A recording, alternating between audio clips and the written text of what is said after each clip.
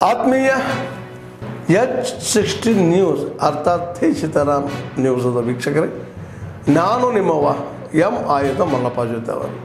ತಾವು ಈಗ ಸುದ್ದಿಗಳ ಲೋಕಕ್ಕೆ ಎಂಟ್ರಿ ಹೊಡಿತಾ ಇದ್ದೀರಿ. ಈ ಸುದ್ದಿಗಳನ್ನು ಪ್ರತಿಯೊಂದು ನೋಡೋ ಜೊತೆಗೆ ನಿಮ್ಮ ಅಭಿಪ್ರಾಯಗಳನ್ನು ಹಚ್ತಾ ಇರಿ. ಯಾಕಂದರೆ ಈ ಸುದ್ದಿಗಳು ನಿಮಗಾಗಿ, ನಿಮ್ಮ ಬದುಕಿಗಾಗಿ, ನಿಮ್ಮ ವೈಚಾರಿಕೆಗಾಗಿ, ನಿಮ್ಮ ತಿಳುವಳಿಕೆಗಾಗಿಯೂ ನಿಮಗೂ ಗೊತ್ತು. ಜೊತೆಗೆ ನಮಗೂ ನಿಮ್ಮೊಂದಿಗೆ ಇದೊಂದು ಮಾತಾಡುವಂಥ ಜೊತೆಗೆ ಸುದ್ದಿಗಳನ್ನು ಬಿಡುವಂಥ ಕೆಲಸ. ಈ ಕೆಲಸದಲ್ಲಿ ನಾವು ನಿಮ್ಮೊಂದಿಗೆ ಇದ್ದೀವಿ ಅಂತ ಹೇಳ್ತಾ ನೋಡ್ತಾ ಇರಿ ಸುದ್ದಿಗಳನ್ನು. ನ್ಯಾಯಯುತವಾದ ಬೇಡಿಕೆ ಇರುತ್ತೆ, ಅದು ಬಹಳ ಮುಖ್ಯ ಆಗುತ್ತೆ. ಸೊ ಆ ನಿಟ್ಟಿನಲ್ಲಿ ಈ ಒಂದು ಕೊಪ್ಪಳ ಪರಿಸರ ಜಾಗೃತಿ ಆಂದೋಲನ ಹೋರಾಟ ಬಹಳ ಜನಪರವಾಗಿದೆ, ಬಹಳ ಕಾಳಜಿ ಉಳ್ಳ ಇದೆ. ಮತ್ತೆ ಅದನ್ನ ನಾವು ಖಂಡಿತ ನಾನು ನಿಮ್ಮ ಜೊತೆ ಕೊನೆವರೆಗೂ ನ್ಯಾಯ ಒದಗಿಸಿಕೊಳ್ಳುವವರೆಗೂ ನನ್ನ ಜೊತೆ ಇರ್ತೀನಿ. ನಾನು ಕೂಡ ಬಹಳ ವರ್ಷಗಳಿಂದ 14 ವರ್ಷಗಳಿಂದ ಈ ಒಂದು ಕಲ್ಯಾಣ ಕರ್ನಾಟಕ ಈ ಭಾಗಗಳಲ್ಲಿ ಎಲ್ಲಿ ಒಂದು ಚಳುವಳಿಯ ಭೂಮಿ, ಎಲ್ಲೂ ಒಂದು ಕಾರಣಾಂತರಗಳ ಐತಿಹಾಸಿಕ ಕಾರಣಗಳಿಂದ, ರಾಜಕೀಯ ನಿರ್ಲಕ್ಷ್ಯದ ಕಾರಣಗಳಿಂದ, ಅನೇಕ ಕಾರಣಗಳಿಂದ ಅನ್ಯಾಯ ಆಗ್ತಾ ಇದೆಯೋ ಈ ಭಾಗಗಳಿಗೆ ಹೆಚ್ಚು ಒತ್ತು ಕೊಟ್ಟು ನಿಮ್ಮ ಒಂದು ಚಳುವಳಿಗಳ ಜೊತೆ ಭಾಗವಹಿಸ್ತಾ ಬರ್ತಾ ಇದ್ದೀನಿ. ನಮ್ಗೆ ಜ್ಞಾಪಕ ಹಚ್ಕೊಳ್ಳಿ, ಎಲ್ಲಿ ಜಾಸ್ತಿ ಅನ್ಯಾಯ ಇರುತ್ತೋ ಅಲ್ಲಿ ಜಾಸ್ತಿ ಪ್ರತಿರೋಧ ಇರುತ್ತೆ. ಆ ಪ್ರತಿರೋಧನ ನಾವೆಲ್ಲರೂ ಜೊತೆಗೆ ಸೇರಿ ಒಗ್ಗಟ್ಟಾಗಿ ಒಂದು ಸೈದ್ಧಾಂತಿಕವಾಗಿ ನ್ಯಾಯ ಒದಗಿಸೋದು ಬಹಳ ಮುಖ್ಯ ಆಗುತ್ತೆ. ಸೊ ಈ ಒಂದು ಎಲ್ಲಿಂದ ನಾವು ಪರಿವರ್ತನೆ ಬರುತ್ತೆ ಕರ್ನಾಟಕಕ್ಕೆ ಅಂದ್ರೆ ಅದು ಕಲ್ಯಾಣ ಕರ್ನಾಟಕ ಕೊಪ್ಪಳದಿಂದನೇ ಆ ಪರಿವರ್ತನೆ ಬರಕ್ಕೆ ಸಾಧ್ಯ. ಯಾಕಂದ್ರೆ ಈ ಒಂದು ಚಳುವಳಿ ಭೂಮಿಯಿಂದ ಖಂಡಿತ ಆ ಒಂದು ಅನ್ಯಾಯ ವಿರುದ್ಧ ಆಕ್ರೋಶ ಗಟ್ಟಿಯಾಗಿದೆ.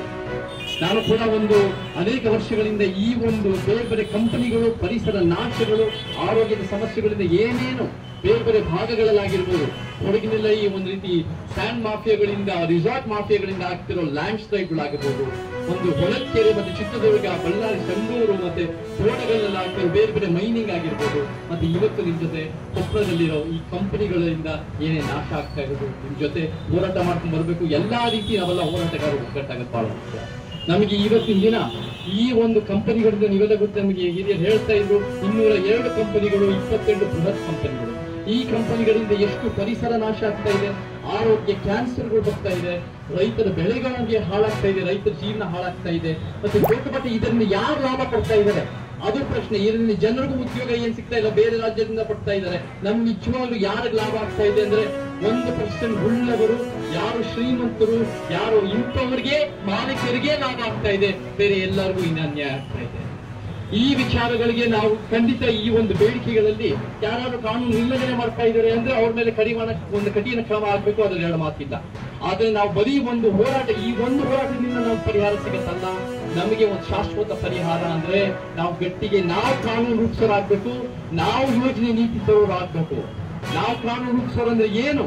ಅದೇನು ಒಂದು ಸಮುದಾಯ ಅಲ್ಲ, ಒಂದು ಜಾತಿಯವರಲ್ಲ, ಒಂದು ಧರ್ಮದವರಲ್ಲ, ಒಂದು ಸಿದ್ಧಾಂತ ಬರೋದು ಬಹಳ ಮುಖ್ಯ.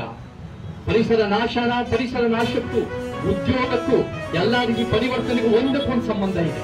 ಸೊ ನಾವು ಇದನ್ನ ತರಬೇಕು ಅಂದ್ರೆ, ಯಾರು ಇವತ್ತಿನ ಅಧಿಕಾರ ಹಿಡಿಬೇಕು ಅಂದ್ರೆ ಯಾರು ಸಮಾನತೆ, ನ್ಯಾಯ, ವೈಜ್ಞಾನಿಕತೆಯ ವಿಚಾರಗಳು ಅಳವಡಿಸ್ಕೊಂಡಿದ್ದಾರೋ, ಯಾರು ಸಂವಿಧಾನ ಪೀಠಿಕೆ ನಾವು ಮುಖ್ಯವಾಗಿ ನಾವು ಎತ್ತಿಡ್ತಾ ಇದೀವೋ, ನಾವು ಅಧಿಕಾರ ಬರೋದು ಬಹಳ ಮುಖ್ಯ. ಅವಾಗಲೇ ಮಾತ್ರ ನಾವು ನಿಜವಾಗ್ಲೂ ನಾವು ಕಾನೂನುಗಳು ತಂದು ನಾವು ಬೇರೆ ಬೇರೆ ಯೋಜನೆಗಳು ತರಬಹುದು ಜನಪರವಾಗಿ. ಇವತ್ತಿನ ನಮ್ಮ ಫ್ಯಾಕ್ಟರಿಗಳಿಗೆ ಎಷ್ಟು ಅನ್ಯಾಯ ಆಗ್ತಾ ಇದೆ ನಿಮ್ಮೆಲ್ಲ ಗೊತ್ತಿದೆ. ಈ ಭಾಗದ ಕೊಪ್ಪಳ ಭಾಗ ಚೇಂಜ್ ಮಾಡಿದ್ರು ಕೂಡ ಶಾಸಕರನ್ನು ವಾಪಸ್ ಕೇಳಲೇಬೇಕು. ನಮ್ಮನ್ನು ಕೇಳ್ದೇನೆ ಅವ್ರು ಚೇಂಜ್ ಮಾಡ್ಲಿಕ್ಕೆ ಬರಲ್ಲ.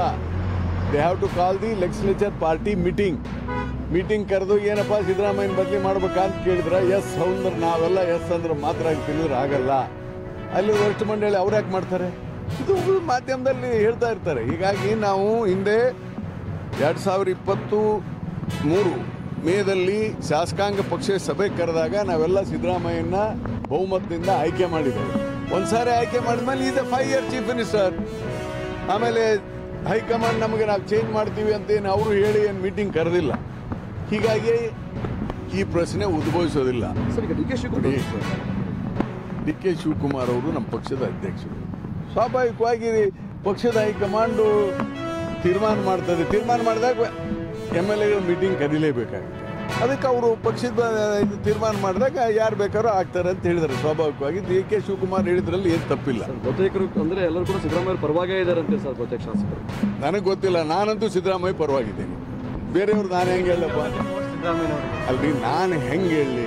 ಬದ್ಲಿಯರ ಎಲ್ಲಿ ಒಳಗೆ ಓಟ ಅಲ್ಲೇನು ಕೈ ಎತ್ತಂಗಿಲ್ಲ, ಇದ್ರಾಗ ಹಾಕ್ಬೇಕು. ನಾನು ಸಿದ್ದರಾಮಯ್ಯಗೆ ಹಾಕ್ತೀನಿ ಅಂತ ಹೇಳ್ತೀನಪ್ಪ. ಅಷ್ಟು ಹೇಳಬಲ್ಲೆ. ನಾನು ಈಗ ಸದಸ್ಯರವರೇ ಬಹಳ ಜನ ಇದ್ದಾರೆ ಸರ್, ಸದಸ್ಯರು ಬಹಳ ಜನ ಇದ್ದಾರೆ ಸರ್. ಈಗ ಬೇರೆ MLAಗಳು ಯಾರಿಗೆ ಹಾಕ್ತಾರೆ ಅಂತ ನಾನೇ ಹೆಂಗೆ ಹೇಳಿ.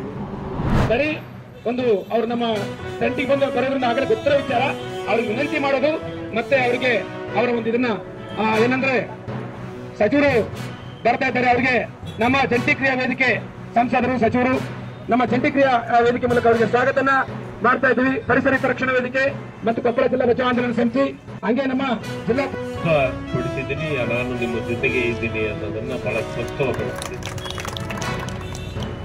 ಇದರ ಜೊತೆಗೆ ಈಗಾಗಲೇ ಪ್ರಾರಂಭ ಆಗಬೇಕಾಗಿತ್ತು, ಅದನ್ನ ಮುಖ್ಯಮಂತ್ರಿಗಳ ಗಮನಕ್ಕೆ ತಂದು ಮುಖ್ಯಮಂತ್ರಿಗಳೇ ನೇರವಾಗಿ ಚೀಫ್ ಸೆಕ್ರೆಟರಿಗೆ ಹೇಳಿ ಇವತ್ತು ಅದನ್ನ ನಿಲ್ಲಿಸುವಂತ ಕೆಲಸ ಕಾರ್ಯಗಳು ಆಗಿದೆ. ಅಷ್ಟಾದ್ರೂ ಎಲ್ಲೋ ಒಂದ್ ಕಡೆ ನಿಮಗ ವಿಶ್ವಾಸದ ಕೊರತೆ ಇರಬಹುದು. ಇವತ್ತು ನನ್ನನ್ನು ಸನ್ಮಾನ್ಯ ಮುಖ್ಯಮಂತ್ರಿಗಳೇ ಇಲ್ಲಿಗೆ ಭೇಟಿ ಕೊಡಲಿಕ್ಕೆ ಕಳಿಸಿದ್ರು. ನಾನು ಮುಖ್ಯಮಂತ್ರಿಗಳ ಹತ್ರ ಇವತ್ತು ಬೆಳಗ್ಗೆ ನಾನು ಮಾತಾಡಿದಾಗ ಭೇಟಿ ಕೊಟ್ಟು ಬಾ ಅಂತ ನನ್ನ ಮಾತನ್ನ ಮುಖ್ಯಮಂತ್ರಿಗಳು ಹೇಳಿದರು.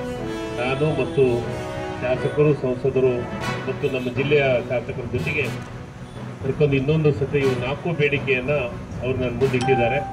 ಮೊದಲನೇ ಬೇಡಿಕೆ ವಿಸ್ತರಣೆ ಮಾಡಬಾರ್ದು ಅಂತ ಒಂದು, ಎರಡನೇ ಬೇಡಿಕೆ ಯಾವುದೇ ಕಾರಣಕ್ಕೂ ಅಲ್ಲಿ ಇರುವಂತ ಕೆರೆ, ಬಸ್ಸಾಪುರದ ಕೆರೆ, ಅದನ್ನ ವಾಪಸ್ಸು ಸರ್ಕಾರಕ್ಕೆ ತಗೋಬೇಕು. ಅವ್ರಿಗೆ 2037ರವರೆಗೂ 2037ರವರೆಗೂ ಅವ್ರಿಗೆ ಲೀಸ್ ಕೊಡುವಂತ ಕೆಲಸ ಆಗಿದೆ. ಅದು ಕ್ಯಾಬಿನೆಟ್ ಒಳಗೆ ಬಂದಾಗಿದೆ, ಕ್ಯಾಬಿನೆಟ್ ಒಳಗೆ ನಿರ್ಧಾರ ಆಗಿದೆ. ಅದು ನನಗನ್ಸಿದ ಮಟ್ಟಿಗೆ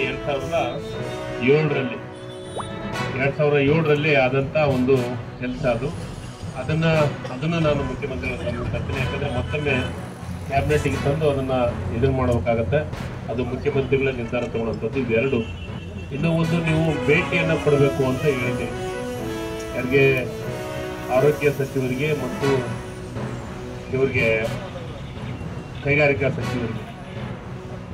ಅದನ್ನು ಮುಖ್ಯಮಂತ್ರಿಗಳ ಮುಖಾಂತರ ಅದನ್ನು ಬೇಡಿಕೆ, ಮತ್ತು ಅದರ ಜೊತೆಗೆ ಅದು ಬಾಧಿತ ಏರಿಯಾ ಅಂತ ಅನೌನ್ಸ್ ಮಾಡಿ ಅಲ್ಲಿ ಎಲ್ಲರಿಗೂ ಇಂಡಿಯನ್ ಇನ್ಸ್ಟಿಟ್ಯೂಟ್ ಆಫ್ ಸೈನ್ಸ್ ವತಿಯಿಂದ ನೀವು ಟ್ರೀಟ್ಮೆಂಟ್ ಅನ್ನು ಕೊಡಬೇಕು ಅನ್ನೋದನ್ನು ಹೇಳಿದ್ರಿ. ಕೆಲವೊಂದಿಷ್ಟು ಕೆಲಸ ನಮ್ಮ ಕಡೆಯಿಂದ ಆಗಬೇಕಾಗಿದ್ದು, ನಾನು ಸಂಬಂಧಪಟ್ಟಂತವ್ರಿಗೆ ಇವತ್ತ ನಾನು ನಮ್ಮ ಜಿಲ್ಲಾಧಿಕಾರಿಗಳು ಇಲ್ಲಿ ಇದ್ದಾರೆ, ಲೋಕಲ್ ಹೆಲ್ತ್ ಡಿಪಾರ್ಟ್ಮೆಂಟ್ ಇಂದ ಅವು 20 ಹಳ್ಳಿ ಏನು ನೀವು ಲಿಸ್ಟ್ ಕೊಡ್ರಿ, ಆ ಲಿಸ್ಟಿನ ಪ್ರಕಾರ ನಾನು ಜಿಲ್ಲಾಧಿಕಾರಿಗಳು ಮತ್ತು ನಮ್ಮ ಸಂಬಂಧಪಟ್ಟಂತ ಆರೋಗ್ಯ ಇಲಾಖೆಯಿಂದ ಅದನ್ನ ಪೂರ್ಣ ಪ್ರಮಾಣದ ಸರ್ವೆ ಮಾಡಲಿಕ್ಕೆ, ಅದನ್ನ ಕೆಲಸವನ್ನ ಮಾಡಲಿಕ್ಕೆ ಕೊಡುವಂತದ್ದನ್ನು, ಅದ್ರ ಜೊತೆಗೆ ನಾನು ಮಾತಾಡಕತ್ತೀನಿ.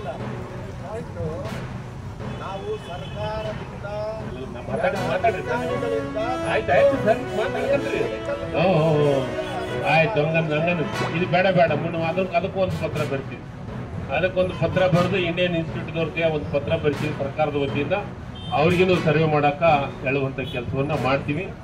ಮತ್ತು ಆಯ್ತಾಯ್ತು, ಅವರಿಗೆ ಪತ್ರ ನೇರವಾಗಿ ನಮ್ಮ ಜಿಲ್ಲಾಧಿಕಾರಿಗಳಿಂದ ನಾನು ಈಗ ಪತ್ರ ಬರ್ತೀನಿ. ನಾನು ಒಂದು ಪತ್ರವನ್ನು ಬರ್ತೀನಿ, ಮುಖ್ಯಮಂತ್ರಿಗಳ ಗಮನಕ್ಕೆ ತರುವಂತ ಕೆಲಸ. 4 ಬೇಡಿಕೆಯನ್ನ ಮುಖ್ಯಮಂತ್ರಿಗಳ ಗಮನಕ್ಕೆ ತರುವಂತ ಕೆಲಸ ನಾನು ಪ್ರಾಮಾಣಿಕವಾಗಿ ಮಾಡ್ತೀನಿ ಅನ್ನೋ